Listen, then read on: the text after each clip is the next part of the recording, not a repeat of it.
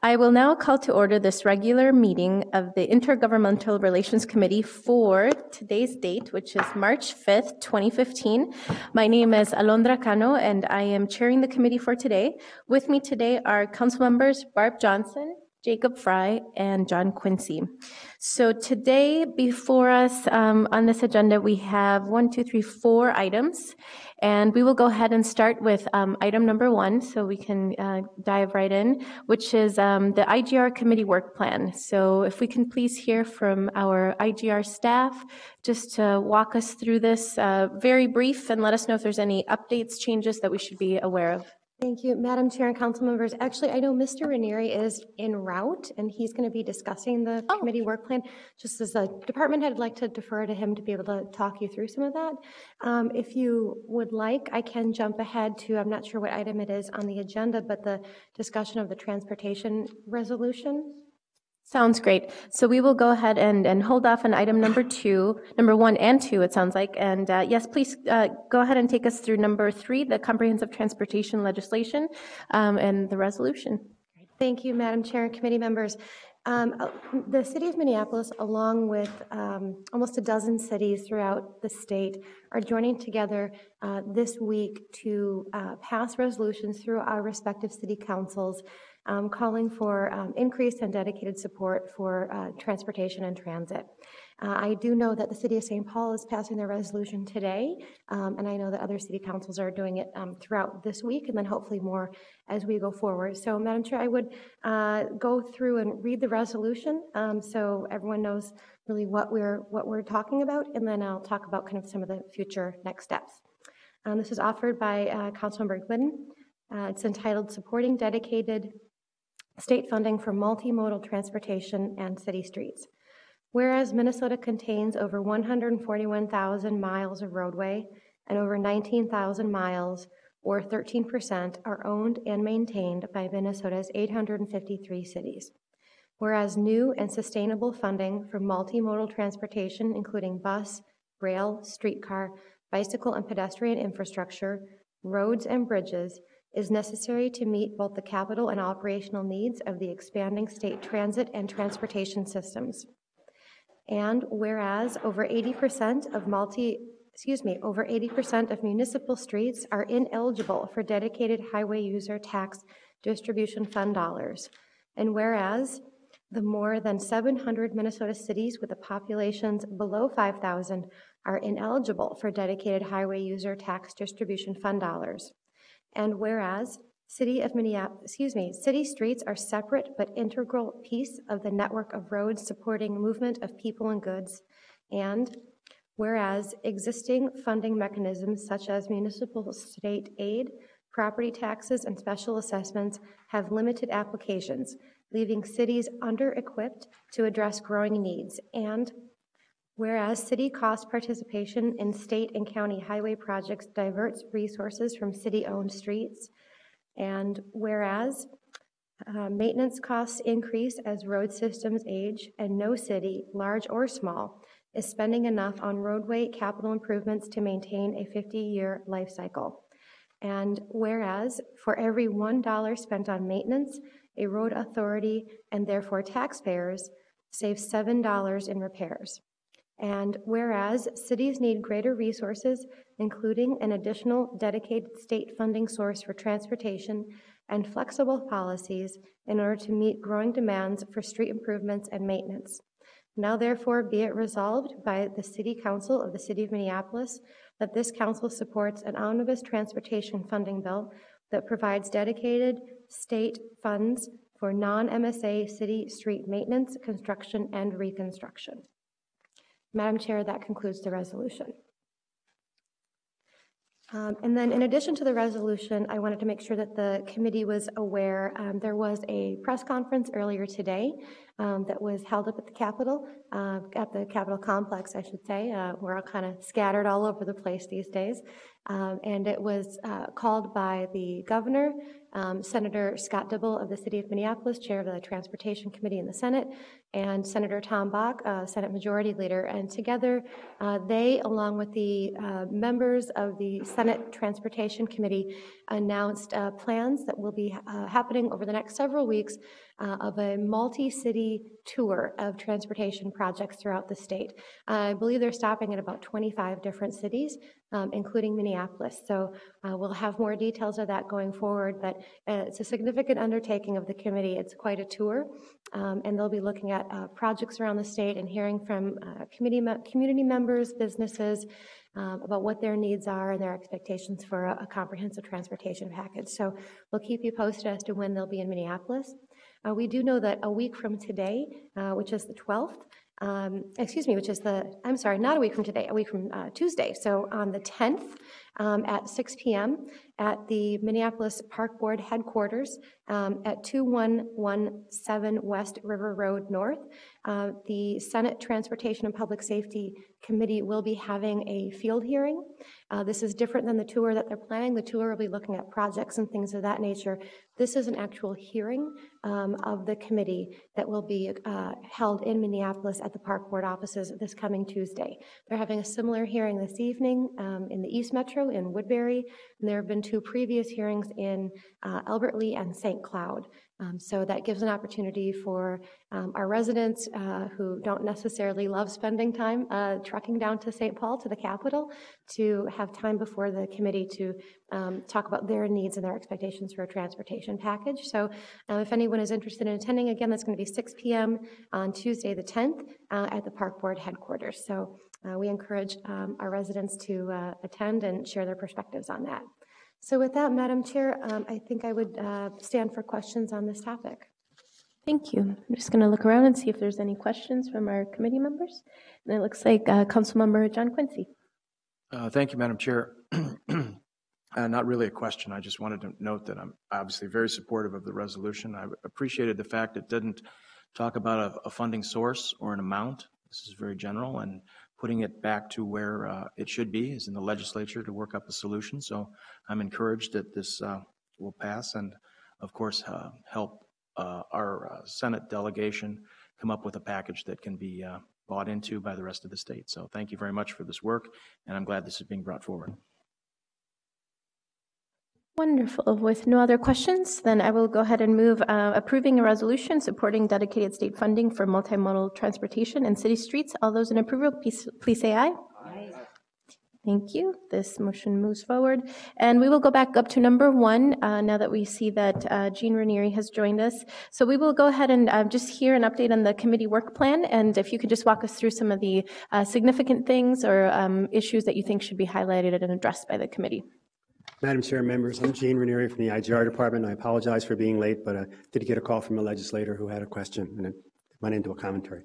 Okay, the Intergovernmental Relations Committee work plan as proposed by the chair and myself. It deals with the several issues that we work on continually. It's the annual events that we put together for our city, the legislative agenda. So the first item you see is prepare the 2016 state legislative agenda.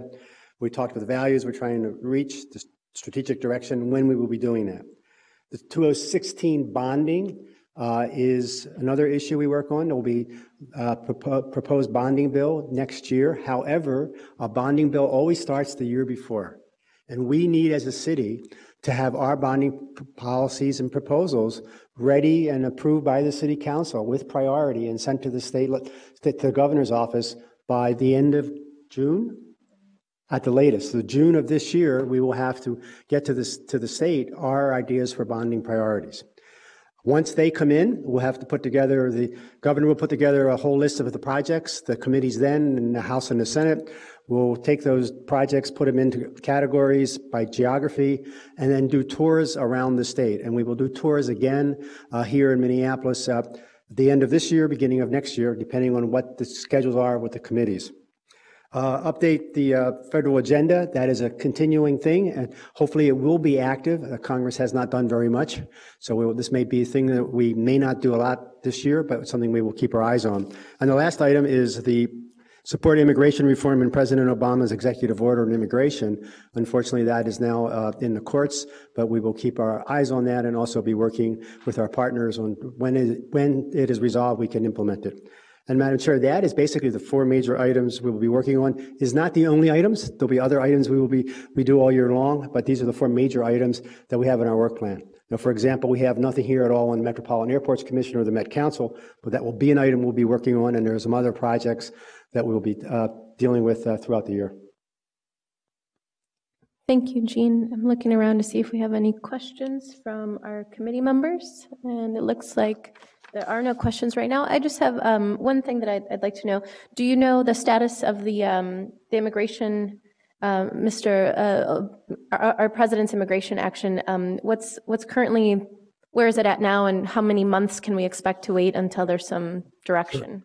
Madam Chair, I can tell you that a federal court last week in Texas, I think, put it on hold. I'm not sure how long that'll be, and I do have a call into Mr. Keller at the Immigration Law Center to find that out. But everything is on hold, and so the community is on hold again. Now, will there be any legislative action by Congress? I don't see anything in the short term. Thank you.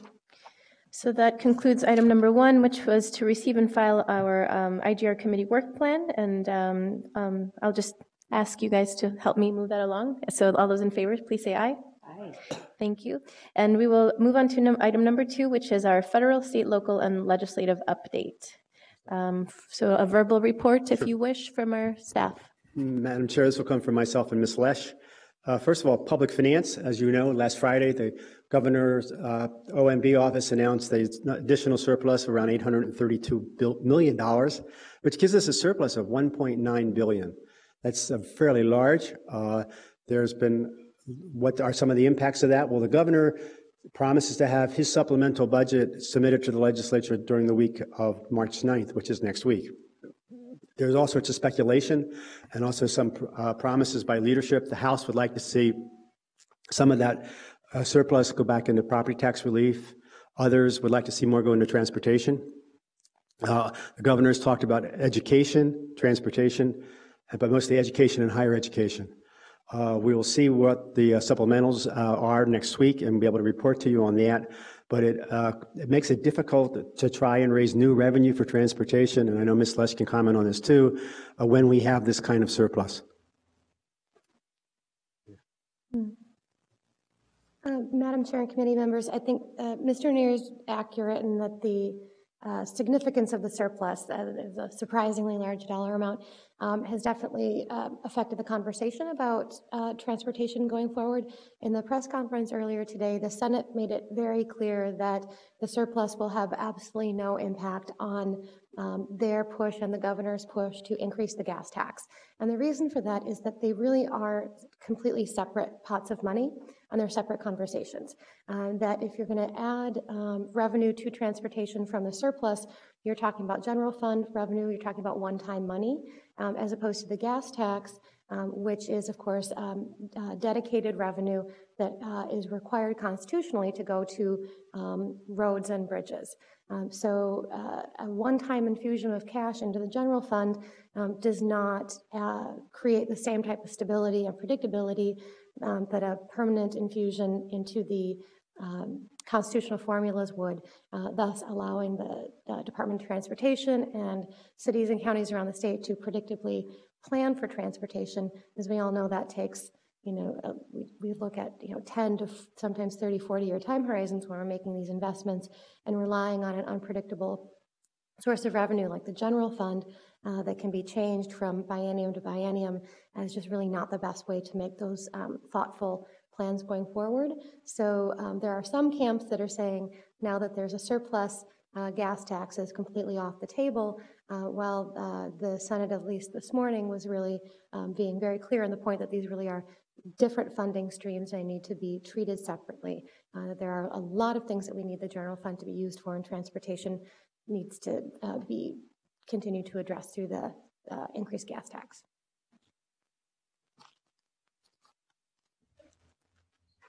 Madam Chair, also, there was a hearing this week on local government aid. It was a bill, I think it was House File 685. What it does is provides $45 million more in local government aid to cities over the next 2 years. The bill was heard in the Property Tax Division of the House Tax Committee.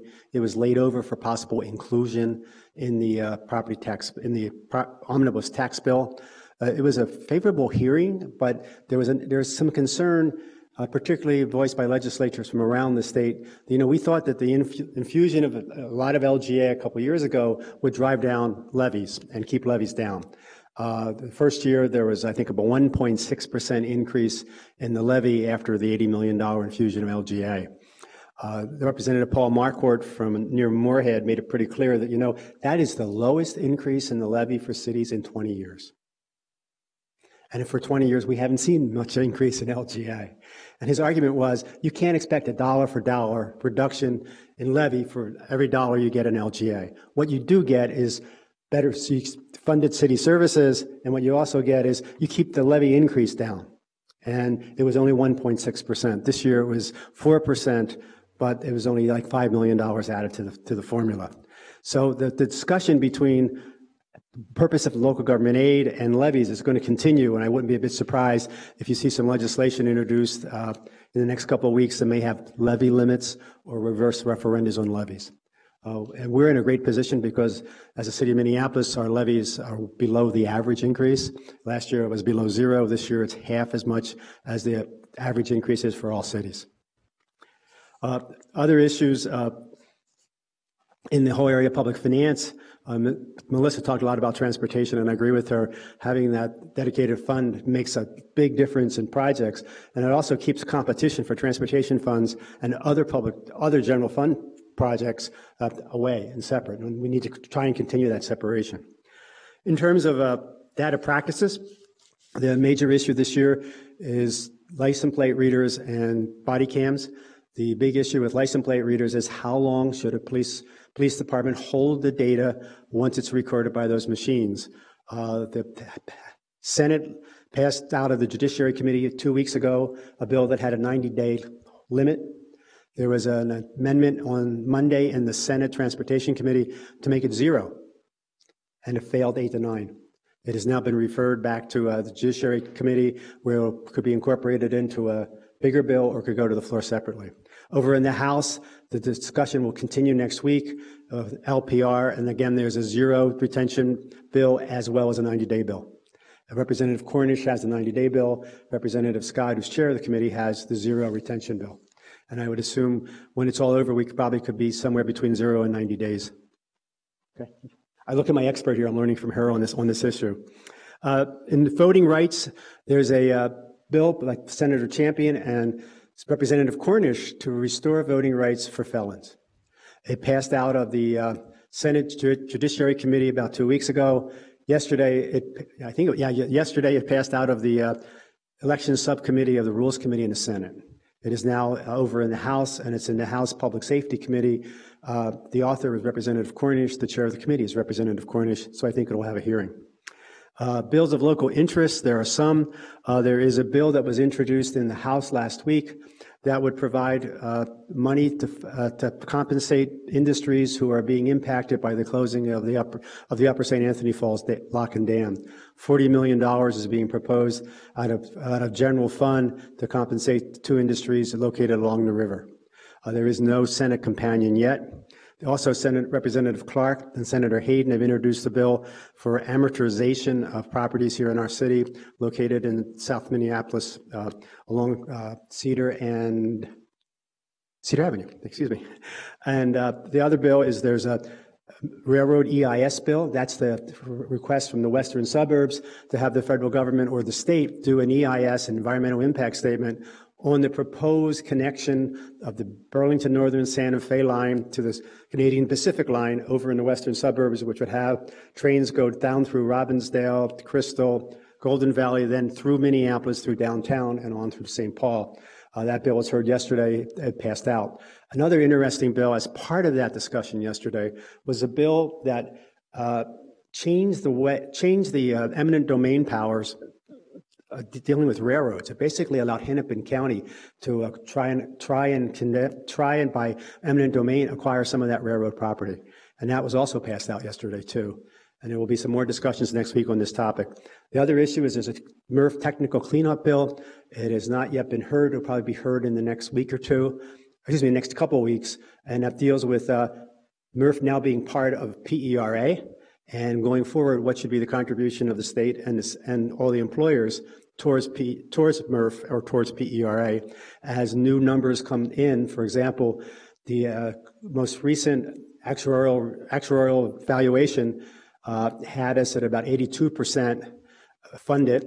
It is now with the legislature possibly accepting a new assumption for return on investment. Now it's 8.5%, but it looks like we're going to move to 8%. By moving to 8%, that's probably going to increase the cost of those funds.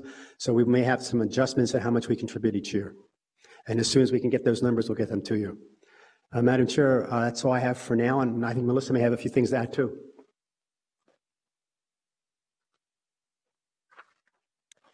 Madam Chair and committee members, just two other additional public safety related items I wanted to add that are part of the city's legislative agenda and our policy positions. One is legislation around safe harbors. If you recall, a couple of years ago, Minnesota was really a first in the nation state in recognizing that young people who are victims of sex trafficking are in fact victims and should not be prosecuted and should instead be offered services and support. So that has been the law now in Minnesota for a couple of years, and there's a large dollar amount that's needed to kind of go along with that policy change. There are funding requests that have been coming every year since to provide housing and supportive services for these young people. We know that the Minneapolis Police Department has really been a leader in this effort, and some of our officers have come and testified at the Capitol. This year, there's another funding request. The total request is $13 million, and so every year there's just a little bit more that's been requested to get to that goal. And I believe the request this year is for $1.5 million. And the Senate bill was heard yesterday in Senate HHS, and the House bill was just introduced yesterday. So we'll be keeping an eye on that. There are some language changes, some policy changes that are encompassed within that bill that we're really excited to be seeing moving forward. There is also an omnibus anti-sex trafficking bill that's been introduced this year.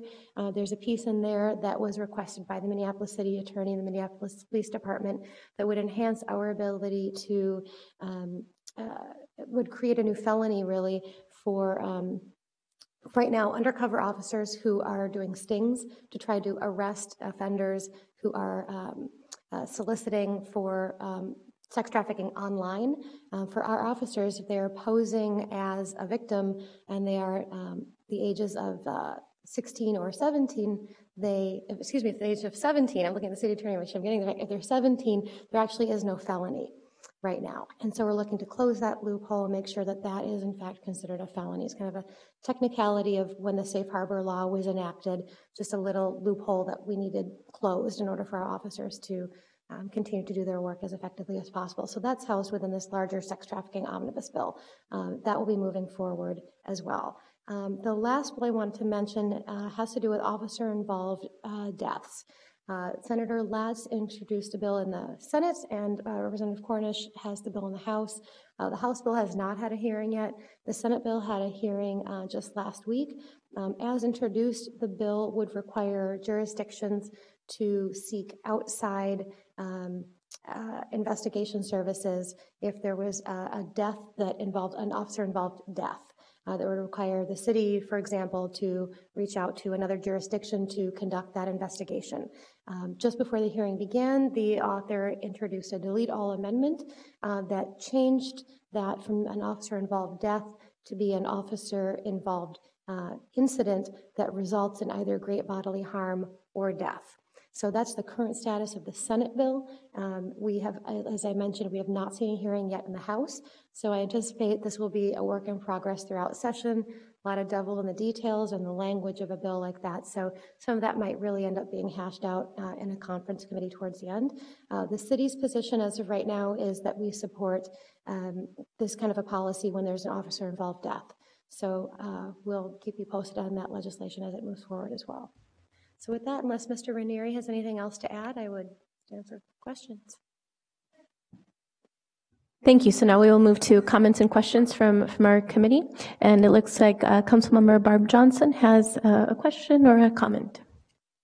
Thank you, Madam Chair. Ms. Lesh, what about body cameras? Where are we at and what's going on with that? Thank you. Council President, I would defer to Mr. Ranieri. He's been tracking that issue. Madam Chair and members, body cams has been heard in the Senate, and the bill has not been moved. Senator Latz had a bill. What the bill would do is make all information gathered by body cams private. It also, and I think it was inadvertent, it had a definition of what a body camera is, and it includes, we think, and the State Patrol thinks, it includes squad car cameras, and would make them also private. And State Patrol is opposed to that. And we have that they're now public, so I would assume we want to keep them public. In addition, there's some concern about who is the subject of the data. If there's you go in, you film an incident and there's more than one person, 5, 6, 7, 8 person, who is the subjects? And that needs to be discussed also. And the other issue that has not yet been discussed and needs to be discussed in the committees is what do we do about data that is gathered on private property, either in a residence or a business? And they have, right now under Senator Latz's bill, that would be private data, and it can only be accessed by the subject of the data. Now, who is the subject of it? In some cases, it would be pretty easy who the subject would be, and the police officer who made the film. So the bill was held over. It has not yet been heard in the House. There are other bills that would put a moratorium on the use of body cams, and there's also discussions about the possibility of a temporary classification so we could try and sort things out through the year. But Senator, I have some time with Senator Latz next week so we can get an idea of what his thinking is for this session. That's where we are on body cams. And it's to our understanding there are two departments throughout the state, in the state, that are who have body cams, and that's Burnsville and Duluth. We're into an experiment, a pilot study, and St. Paul has authorized a pilot study for later in the year or early next year. Yes, go ahead, Councilmember Barb Johnson. Thank you, Madam Chair. And so, Mr. Ranieri, if we would come to a situation where, like last year, where they were unable to come to a agreement between the House and the Senate about license plate readers, where does that leave us? I suppose with the existing stuff like Duluth got that one time? Madam Chair, it would leave us with current law. So in most cases, except, our law assumes that things are public unless there are exceptions for privacy. And there are some exceptions for private data, which would be covered, like, sexual abuse, child being investigative data, things of that nature. But there is no temporary classification now. Duluth tried and they failed. Right. It was rejected. So what the legislature would have has several options. One, it could do nothing. It could direct, or there could be a temporary classification, or it could be a temporary law, like we could pass something for 6 months or for a year, which has been done in the past, or we could have to apply for a temporary classification. Okay, thanks. Do we have any other questions or comments? Councilmember Frye, did you want to talk a little bit about restoration of voting rights? Thank you, Madam Chair. I was just going to say briefly, it's not often that I get to take the same side as a Republican, and certainly it's even less frequent that you get to praise him or her. But this is an instance where I think Representative Cornish deserves a lot of praise. He took, I think, a pretty strong stand on this, and in fact, he's the author of the bill. So while I disagree with him on most everything else, we're dead on the same page on this. And I also had heard something just the other day from Congressman Emmer that he was actually breaking off from the stagnant partisan lines, and I appreciate that as well. So maybe positive signs into the future a little bit here. Madam Chair, Councilmember Frye, Representative Cornish's bill has about 35 bipartisan authors on his bill. I think the max is 35, and I think he has a full slate of authors on his bill from both parties. That's amazing. And along those lines, I wonder if we could get an update on the driver's license for all bill, because that's also actually being, the leading author of that is a Republican from Worthington, Minnesota, Representative Rod Hamilton. So we're seeing a lot of really interesting combinations. Madam Chair, matter of fact, I just had a call this morning from some folks on this issue. Trying to get it scheduled. That's the issue right now. And I know Representative Hamilton was meeting with his leadership soon. Wonderful. Thank you. Well, with no other questions or comments in line, I think we will go ahead and receive and file this report. All those in favor, please say aye. Aye. We will move on to number 4, which is the federal aviation policies. And so this is the item before us is to approve the City of Minneapolis' federal aviation policies. So if we can have Ms. our Olson. staff members. Madam Chair, council members, good afternoon. I'm Lauren Olson.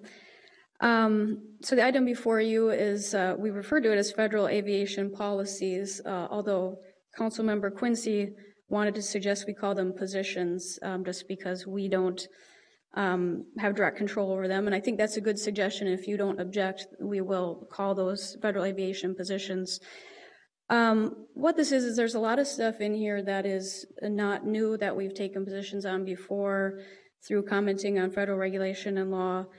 But we really felt it would be helpful to kind of compile some of our positions so that we could more easily communicate with our partners from the federal delegation to friends with National League of Cities, partners through the organization that we belong to of NOISE, the National Organization for the Insurance of Sound-Controlled Environments.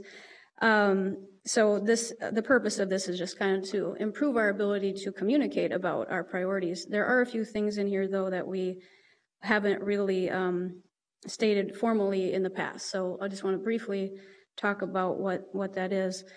So an important priority going forward is going to be to continue to engage on performance-based navigation and how that's being implemented across the country. You may recall that a few years ago, the FAA was proposing some new procedures to be used at MSP. They're a specific type of performance-based navigation called area navigation, or RNAV. And what that does is it's just designs for the departures and arrivals that would utilize a GPS-like technology to have very specific routes for the planes. Which is quite different from what we have now, where there's a lot of variability in where the planes ultimately go after departing from the runway. So you may recall that we were very concerned at the time that we didn't know how that was really going to work for our residents if we concentrated all the planes over certain very small areas. We were concerned about the psychological impacts. We were concerned about what is it like when you have a lot more planes. You might be exposed to noise normally, but what if it's rather constant? You know, there's a lot of questions and concerns we had at the time that were not answered by the FAA. So we worked with wonderful partners, including Congressman Ellison, folks at the legislature, especially Senator Dibble and Representative Hornstein. And then the community was very engaged as well. And together we worked with the MAC, and ultimately the Metropolitan Airports Commission signaled that we did not want these procedures here at this time, and that we wanted answers to those questions, that if in the future they wanted to implement those procedures. Specifically, we were concerned about the departures because the arrival tracks are already rather straight because they're lined up with the runway when they're arriving over Minneapolis. So the arrival tracks actually will be starting shortly, but the departure tracks are on hold. Now that scenario made us quite unique nationally because the FAA and Congress have been very aggressive about wanting to implement these procedures. They do have benefits as far as, being able to know exactly where the plane is and track it second by second. It does have its advantages. And then they want to utilize this to use the straightest path, or, it will ultimately save them fuel. And then they argue that that saves emissions.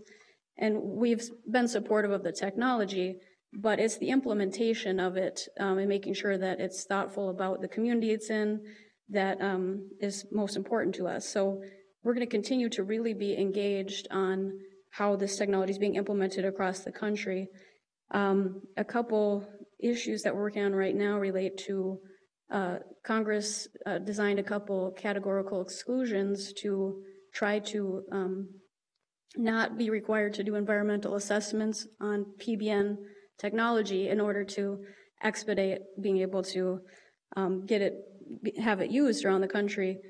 So we're engaging on trying to get the best result we can as they kind of get into the details of what that exclusion looks like. But ultimately, we have said that we don't think that it's appropriate to exclude them from environmental review. A problem that the FAA has had as it's tried to implement this across the country, and it has had problems. You might have seen even covered, in national media that they're running into problems where this has been implemented, and in Queens and Phoenix and other places.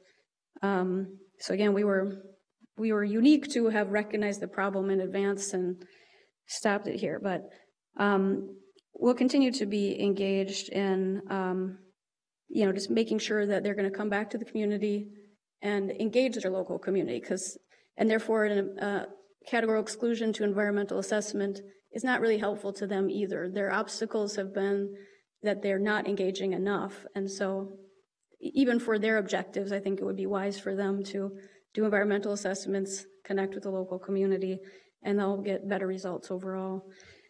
So that's going to continue to be something we're working on. And then we are also supporting action from the House Quiet Skies Caucus. So the United States House of Representatives has fairly recently developed a group called the Quiet Skies Caucus, and Congressman Ellison is a member of that. And one of the initiatives they're calling for is that there is a federal standard utilized by the FAA of a certain amount of noise that is deemed to be excessive enough that you might need to mitigate or prevent, So the standard, without getting into the formula, which is very difficult to understand, but 65 day-night average sound level is the measure they use, and it very roughly would translate to 65 decibels. But the Quiet Skies Caucus is advocating that they reduce that number to 55 DNL. And that would just indicate that that level of noise has a real impact on people's lives, and it's a level where it would be appropriate to for the federal government to be more sensitive about creating those impacts. So we support the Quiet Skies Caucus in that. This is also a priority for MSP Fair Skies, a local organization that is concerned about airport noise. Finally, I'd say the last major category of things you will find on these positions relates to kind of a statewide view of aviation issues. Minneapolis has long, advocated for looking at our needs of our aviation system as a whole, sharing benefits, burdens, not looking in isolation. So we're really being, I think, sensitive to what the needs are around the state, so with support of some programs.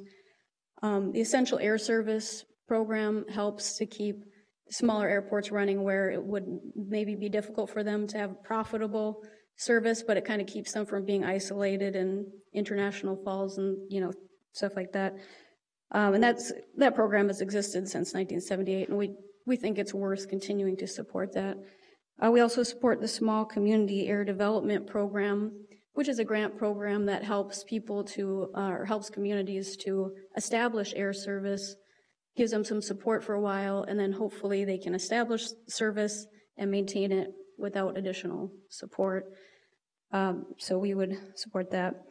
And then we just would like to continue to have funding for the Airport Improvement Program, which takes parts of taxes collected at the airports, redistributes it through grants or entitlements, and that money is then used for capital investments and other improvements at the airport. So that helps support some of the smaller airports as well. So those, I think, are some of the high-level issues that we will be working on. And I stand for questions. Thank you. And it looks like, do we have a question from you? Are you still? No? Okay. Councilmember John Quincy. Thank you, Madam Chair. Obviously, we've been very engaged in these policies. I'm pleased to see that we're bringing forward federal aviation policy positions. I don't know if we've done that in the past, so it's nice that we recognize that. I just wanted to make the distinction between state, regional, and federal authorities. These are focused on federal aviation policy positions. And so that's why some of the other things that we're often hearing about from neighbors, talking about, safety rates, what's going on with building capacity, efficiency, et cetera, that really doesn't affect FAA policy, and that's what this is. I also wanted to point out why we're bringing it out now, because it is time for an FAA reauthorization. And so that's why these things are being included in that conversation. So appreciate your work on this and your continuing focus on this area. It's obviously a great impact to the state and the economic engine that is Minneapolis, as well as the burdens that many of our residents in South Minneapolis experience. So good to be on all those points, working together. So thank you.